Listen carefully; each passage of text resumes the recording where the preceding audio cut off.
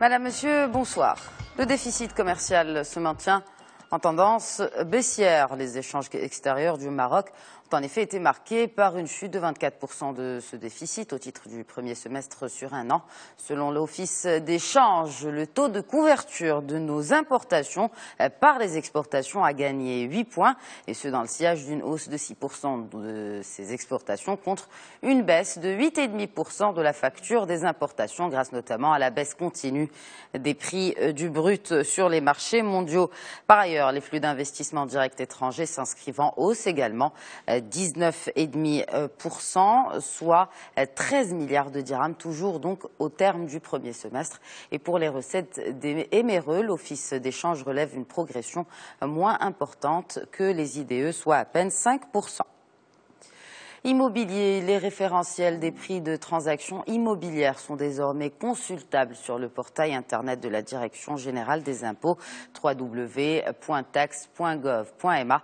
Ces référentiels reposent sur le découpage administratif de la région. Les prix retenus représentent, d'après donc toujours la DGI, les prix moyens observés dans une même zone et pour un même type de bien.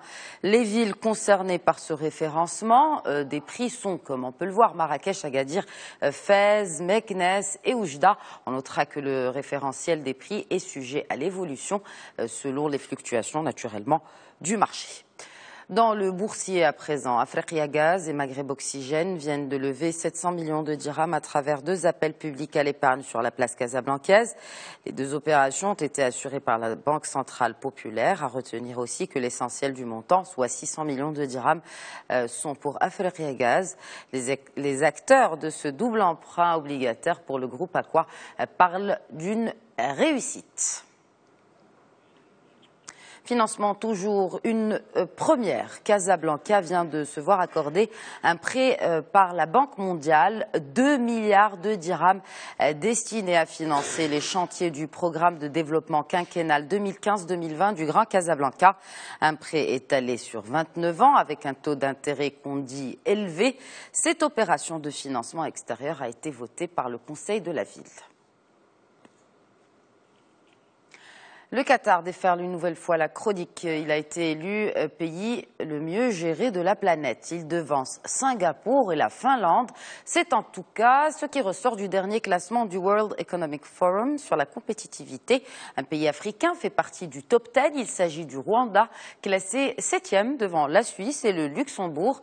Le rapport évalue en gros le niveau d'efficacité de la gouvernance, la gestion des ressources et la transparence des politiques nationales sont parmi les critères qui sont retenus pour faire ce classement.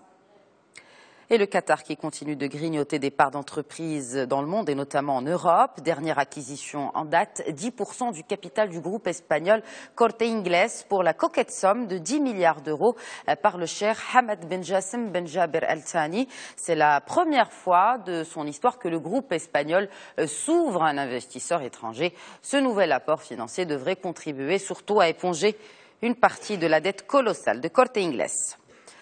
Et avant de clore ce journal, ce petit rappel, le ministère de la fonction publique a décrété la journée de vendredi comme jour férié dans les administrations publiques à l'occasion de Eid al-Fitr. Cette mesure ne concerne pour le moment que les entités publiques. Voilà donc pour l'essentiel de l'actualité économique. Je vous souhaite une excellente soirée à tous.